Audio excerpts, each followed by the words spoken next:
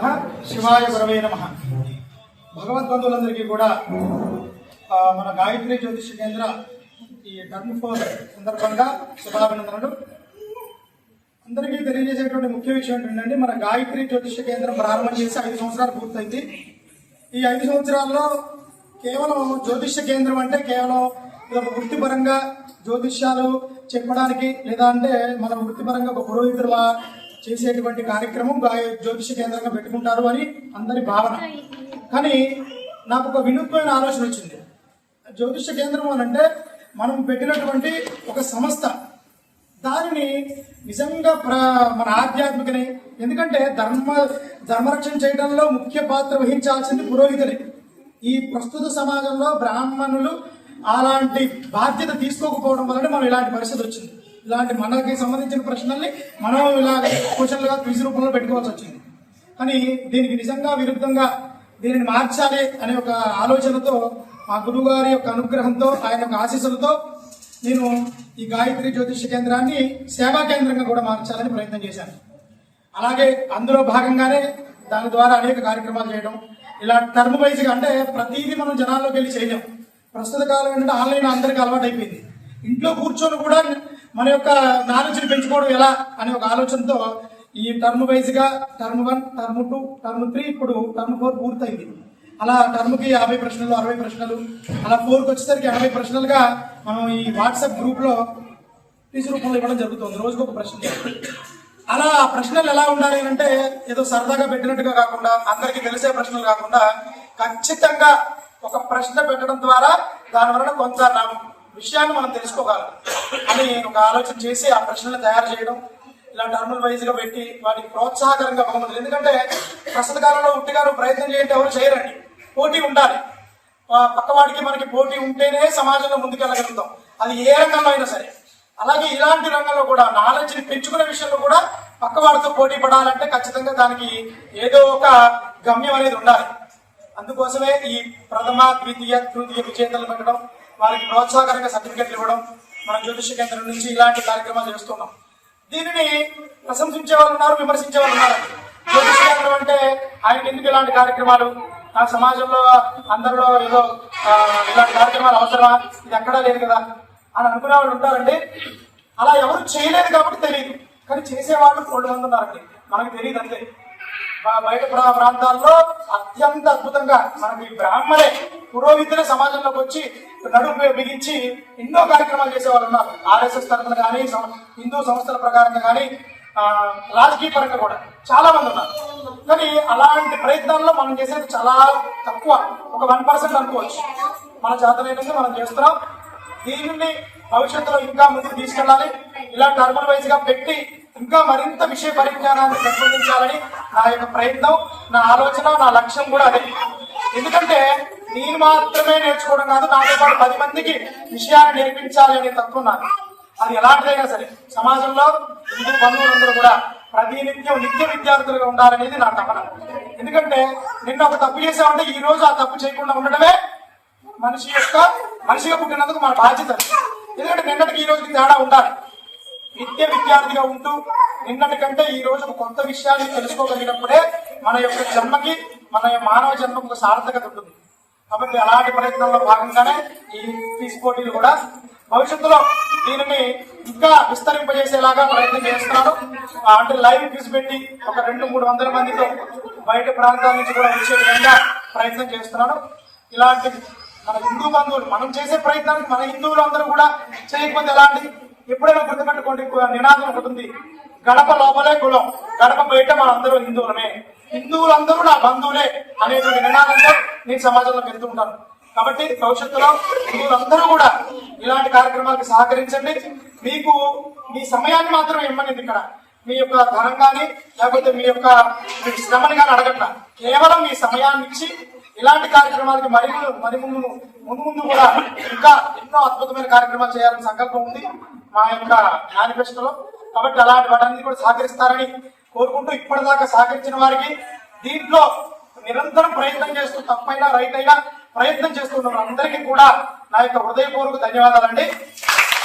జై శ్రీరామ్. ఈ గాయత్రి జ్యోతిషాలయం ద్వారా ఇలా స్వామివారి సంకల్పం చేసుకొని అందరికీ అన్ని విషయాలు తెలియాలి. మనకు తెలిసిన నాలెడ్జ్ ఎంతవరకు అంటే సినిమాలలో చూసినంత వరకే తెలుసు ఎవరికైనా, మాతో పాటు ఇంకా అదే చూశాడు వేసాడు ఇతరు తీసేది తప్ప శాస్త్రపరంగా ఇలా విశ్లేషించి వాళ్ళ దానికి మీరు తెలుసుకోవడం ప్రయత్నం చేయడం అయ్యగారు మీకు ఫీజు రూపేణ జనాల్లోకి తీసుకెళ్ళడం చాలా బాగుంది. ముఖ్యంగా మీరు చేయాల్సింది ఏంటంటే సమయదానం చేయాలి. ఎప్పుడైనా ఏదైనా పని ఉంటే నాకు పని ఉంటే ఒక అర్ధగంట రోజులో పెట్టుకోండి. మీరు చేయడం కానీ ఏదైనా తెలిసినప్పుడు కానీ అలా ఒక అర్ధగంట చేస్తే మనకు అన్ని విషయాలు తెలుస్తాయి, అందరితో పరిచయాలు ఉంటాయి, ఎక్కడ ఎలా ఉండాలి ఏంటనే విషయాలు తెలుస్తాయి. అవన్నీ తెలుసుకోవడం కొంచెం తెలుసుకున్నాక మనం ఇష్టం మాట్లాడడం కుదరదు. ఆటోమేటిక్ అంత సభ్య సమాజంలో చాలా డిసిప్లిన్ ఉంటుంది అవసరం. ఆ డిసిప్లిన్ అంటే మీరు ద్వారా చాలా మంది దాన్ని ఫాలో చేస్తారు. వాళ్ళు ఇంత మంచిగా ఉండదు. మనం అలాంటి ప్రయత్నం కూడా దీంట్లో ఉండడం వల్ల సహకరిస్తుంది. ఇంకా ముందు ముందు అంటున్నారు కాబట్టి ఇందాక చెప్పినట్టు కులం కడపలో ఉంటుంది, దాడితే హిందువులం. త్వరలో హిందూ సమ్మేళనం అని ఒకటి తయారు చేస్తున్నాం. వీళ్ళందరూ కలిసి ముందు మనతోటే కొంత స్టార్ట్ చేసేసి దాన్ని ఒక ఏర్పాటు చేసి ఒక రోజు ఒక మీరు చెప్పాలంటే ఏంటంటే వనభోజనాలు లాంటి అంటారు కదా, అలాంటిది హిందూ సమ్మేళనం అంటే వనభోజనం చెప్పాలి. సమ్మేళనం పెట్టుకుంటాం. అప్పుడు మంచి నెలలు మాట్లాడటం, ఏం చేయడం, ఏంటి మొదల కార్యక్రమాలు ఏంటి మంచి మొత్తం ఆధ్యాత్మికంగా ఉంటుంది, వేరే ఏం ఉండదు. అలాంటి సమ్మేళనాలు ఎక్కువ జరుగుతుంటే అప్పుడు అదంతా అవేర్నెస్ వస్తుంది. ఇలా విషయాలు తెలుస్తాయి. అందరికీ పరస్పర సహకారం ఎలా చేసుకోవాలి ఏంటి, పక్కన ఉన్న వాళ్ళు ఏదో బాధపడతాం మనం పట్టించుకోవాలి. అలాంటివి కాకుండా ఉంటాయి. ఇలా ఈ జ్యోతిషాలలో పేరు జ్యోతిషాలే, ఏదో ఒక నేమ్ ఉండాలి కాబట్టి, కానీ అది కాదు. ఇది అవేర్నెస్ చేసే ప్రోగ్రామ్, ఇది అవేర్నెస్ ప్రోగ్రామ్ కూడా అంత ప్రమాణంగా ఉంటుంది. జ్యోతిషాల ఐడియాలు ఇలాంటి కార్యక్రమాలు ముందు చేస్తే మా సహకారం కూడా ఎంత కావాలో అంత మేము ఇస్తాం. మీరు చేయాలి సమయదానం. నా పేరు రాజశేఖర్. శ్రీ గాయత్రి జ్యోతిష కేంద్రం స్టార్ట్ అయ్యి ఇప్పటికి 4 టర్ములు పూర్తి చేసుకోవడం జరిగింది. ఇంకా ముందు కూడా 6th టర్మ్, 6th, 7th అలా అవలేక ఎన్నైనా చేయాలన్న ఆలోచన అయితే సాయి గారు గట్టిగా ఉన్నారు. మీరంతా కూడా ప్రతి ఒక్కరు కూడా మంచిగా కృషి చేస్తున్నారు. కాకపోతే గ్రూప్ లో 300 పైగా ఉన్నారు, కానీ రావడం మాత్రం సంఖ్య తగ్గింది. అందరూ కూడా మంచిగా వచ్చి మన సాయి గారికి కూడా సపోర్ట్ చేస్తే ముందు కూడా మంచి ఇంకొన్ని ఆధ్యాత్మికంగా చాలా ప్రశ్నలు కూడా మనం తెలుసుకోవడానికి అవకాశం ఉంటుంది. ఇందాక దేవి ఆంటీ గారు చెప్పినట్టు ఆంజనేయ స్వామి విషయమే కానీ మన విష్ణుమూర్తి అవతారాలే కానీ చాలా మందికి తెలియదు. అవునా కాదండి? అవన్నీ కూడా తెలిసి అలాంటి చాలా విషయాలు మనం తెలుసుకోగలిగామంటే మన సాయి గారు ఇలా జ్యోతిష కేంద్రం తరఫున క్విజ్ కాంపిటీషన్ స్టార్ట్ చేయబట్టే మనం తెలుసుకోవడం జరిగింది. కాబట్టి ఇలాంటివన్నీ కూడా మనం ఏది కూడా మిస్ చేయకుండా ప్రతి ఒక్కరికి పార్టిసిపేట్ చేయాలని కోరుకుంటున్నాము. అసలు నాకు ఈసారి మాకు ఆన్సర్ దొరికితే తొందరగా దొరికింది అనుకోండి, అసలు కరెక్ట్ అవునో కాదు ఈజీగా ఇస్తారు. ఆ సాయి గారు ఇవ్వరు కదా అని మళ్ళీ దాన్ని క్యారీ చేసుకోవాలి. దీనికే సమయం అంతా సరిపోయేది. అసలు దొరకకపోతే వచ్చేది టెన్షన్ ఒక మాదిరి టెన్షన్ కాదనమాట. ఈ రోజు తప్పు పెడతానేమో.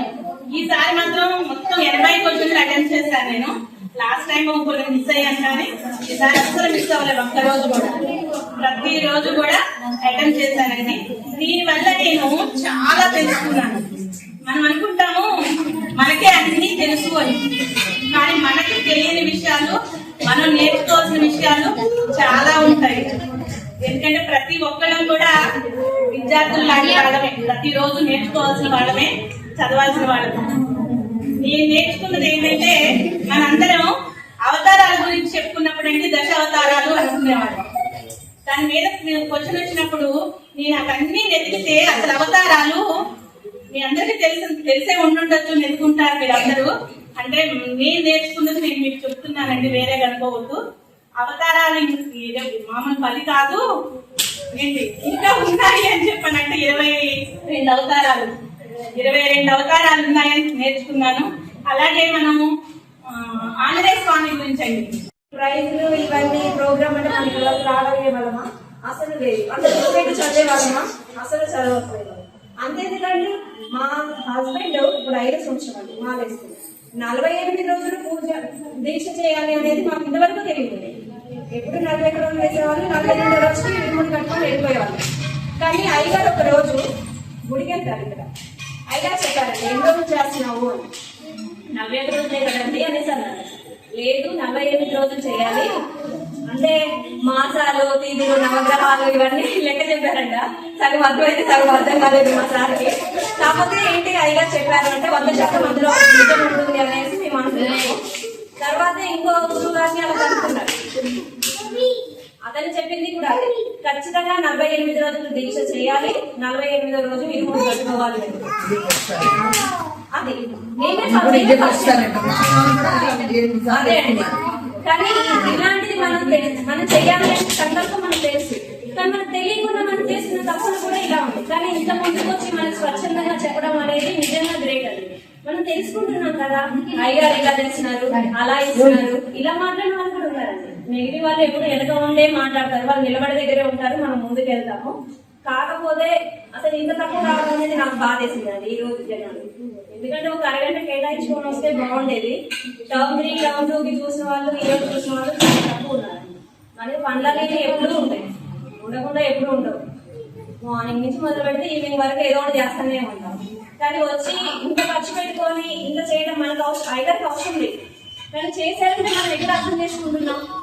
మనం అర్థం చేసుకుంది కూడా 0% అండి. ఇక్కడ వరకు చెప్పాలంటే 40 మెంబర్స్ బిజినెస్ కూడా 40 మెంబర్స్ రాలేదండి. అదే పార్టిసిపేట్ చేసిన అందరికీ ఇస్తా అంటే వచ్చేవాళ్ళు. నిజంగా చెప్పాలి గిఫ్ట్ ఏముందండి, మనం నేర్చుకునేదాన్ని కదా, మన పిల్లలకైనా మనం ఎంతో కొంత నేర్చుకుంటాం కదా, నేర్చుకుందండి. దయచేసి నెక్స్ట్ టైం ప్రోగ్రామ్ కైనా మినిమం ఒక 100 మంది వచ్చేలాగా రావాలి అని మనస్ఫూర్తిగా కోరుకుంటున్నాను.